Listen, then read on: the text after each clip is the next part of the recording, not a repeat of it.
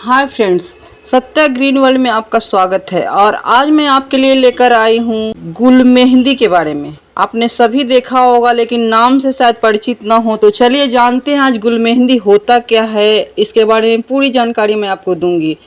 और कई कलर के होते हैं और बहुत ही प्यारे लगते हैं। तो चलिए जानते हैं गुल मेहंदी के बारे में। चूँकि गुल मेहंदी एक बहुत ही सुगंधित सदाबहार जड़ी बूटी है जिसके पत्ते सुई के आकार के होते हैं और हम लोग लोकल में इसको रूसनी फूल बोला करते थे। यह भूमध्य सागरीय क्षेत्र का मूल पौधा, यह पुदीना परिवार लेमिएसी की सदस्य है जिसमें और भी कई जड़ी बूटी शामिल है। गुल मेहंदी का पौधा सीधा बढ़ता है और करीब 1.5 मीटर तक लंबा होता है। कभी कभी यह 2 मीटर तक भी जाता है। सदाबहार पत्ते ऊपर से हरे और नीचे से रोमिल सफ़ेद होते हैं। फूल सर्दी या बसंत ऋतु में ही खिलते हैं जिनका रंग बैगनी, गुलाबी, नीला, सफ़ेद और लाइट पिंक होता है। और यह कहीं कहीं आपने देखा होगा कि खुद ही ऐसे ही उगा रहता है। हम लोग कई बार सोचते हैं, जो नहीं जानते हैं, कि यह घास है। तो दोस्तों, यह मानसून के पहले गुल मेहंदी का पौधा ज़रूर ही लगाना चाहिए। गर्मी बरसात के महीने में जब चारों तरफ नमी बनी रहती है, उस समय अपने बगिया को रंग बिरंगे फूलों से अगर भरना हो तो आप इसे, जो बालसम भी कहते हैं, इसे लगा सकते हैं। बालसम या गुल मेहंदी, जिसे हिंदी में गुल मेहंदी कहते हैं। खूबसूरत फूलों के अलावा इस पौधे के कई भाग आयुर्वेद के रूप में यूज होता है।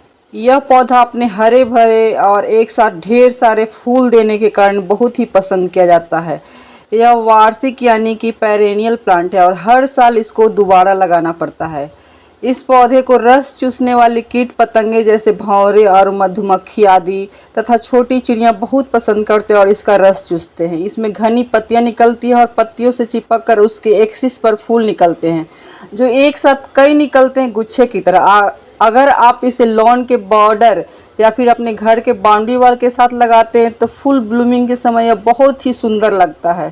इसके अलावा कई पॉट में एक साथ लगाकर आप इसे बालकनी या छत पर भी लगा सकते हैं जहां अच्छी धूप आती हो।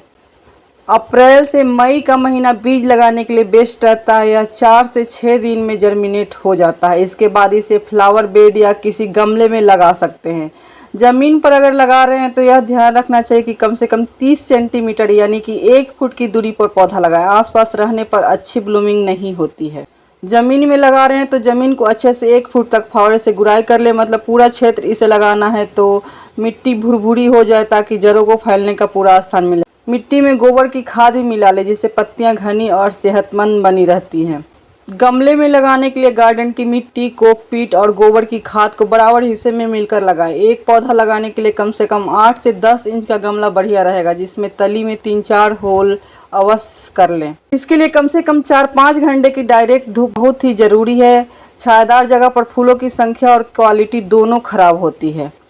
गर्मियों में हरियाली बने रहे और पत्तियां सूखने लगे, इसके लिए नियमित पानी आप देते रहें। अगर गमले में आपको 5 से 10 पौधे लगाने हो तो छोटे पौधे नर्सरी से ही ले आएं, अन्यथा बीज से लगाएं। अगर पार्क या बड़े लॉन या गमले में ज़्यादा संख्या में लगाना हो तो ऑनलाइन भी आप मंगा सकते हैं, और जिससे आप सीड्स मंगा के आप खुद ही सीडलिंग कर लें या मई जून में ट्रांसप्लांट कर लें।